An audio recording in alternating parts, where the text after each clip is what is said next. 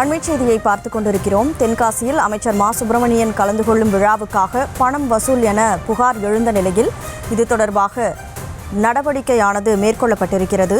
அந்த அண்மை செய்தியை பார்த்துக் கொண்டிருக்கிறோம். தவறு செய்தவர்கள் மீது தக்க நடவடிக்கை எடுக்கப்படும் என அமைச்சர் மா சுப்பிரமணியன் கூறியிருக்கிறார். தென்காசியில் அமைச்சர் மாசு பங்கேற்கவிருந்த நாளைய நிகழ்ச்சியும் ரத்து செய்யப்பட்டிருக்கிறது. இது தொடர்பான முழு விவரங்களோடு செய்தியாளர் பாரிகார்த்திக் இணைப்பில் இருக்கிறார். பாரிகார்த்திக், வணக்கம். அரசு விழாவுக்கு பணம் வசூலா அப்படின்னு ஒரு கேள்வி எழுந்திருக்கு. என்ன நடந்தது? முழு விவரங்களை வழங்கலாம். வணக்கம். தென்காசியில் அரசு நிகழ்ச்சியில் அமைச்சர் வருவதற்காக ஊழியர்களிடம் ரூபாய் 10,000 என்ற அடிப்படையில் நன்கொடை வசூலிப்பதாக தகவல் ஒன்றை அடுத்து அந்த நிகழ்ச்சி தொடர்பாக நமது நியூஸ் தமிழ் தொலைக்காட்சி செய்துவிட்டது.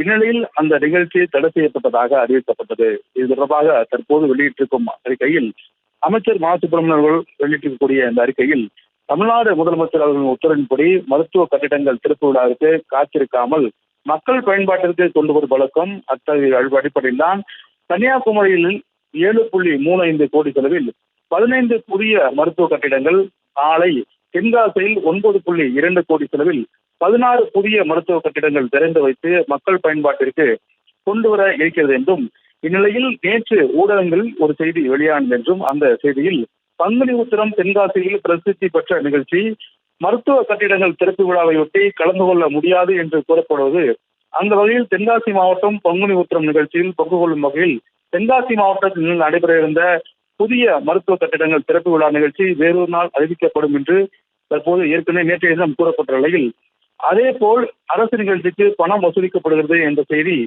பற்றிய உண்மை தன்மை முழுமையாக விசாரணைக்கு ஆணையிட்டிருக்கிறோம். இது தொடர்பாக சுகாதார இயக்குநர் அவர்கள் இணை இயக்குநர் அவர்கள் தலைமையில் விசாரிக்க உத்தரவு பெற்றுக்கொள்வது. இந்நிலையில்தான் விசாரணையின் அடிப்படையில் தவறு செய்தி உண்மை என்று அறியப்பட்டால் தவறு செய்தவர்கள் மீது கடும் நடவடிக்கை எடுக்கப்படும் என்று தற்போது அமைச்சர் தெரிவித்திருக்கிறார். நேற்றைய தினம் நிகழ்ச்சி ரத்தானது குறித்து மருத்துவத்துறை சார்பில் தற்போது விளக்கம் ஒன்று கொடுக்கப்பட்டது. அதன் அடிப்படையிலும் தொடர்ச்சியாக இன்னொரு நாள் நடைபெறும் என்றும், மேலும் அந்த ரூபாய் 10,000 வசூல் செய்வதாக அமைச்சர் ஒரு நிகழ்ச்சிக்கு ரூபாய் 10,000 வசூல் செய்வதாக அந்த செய்தியின் உண்மைத்தன்மையை அறிய குழு ஒன்று அமைக்கப்பட்டிருக்கிறது. எனவே இது தொடர்பாக அறிக்கை பெறப்பட்டு சம்பந்தப்பட்ட விஷயங்கள் உண்மை என்றால் கடும் நடவடிக்கை நிர்வாகத்தின் சார்பில் எடுக்கப்படும் என்றும் தற்போது அமைச்சர் மா சுப்பிரமணியன் தெரிவித்திருக்கிறார்.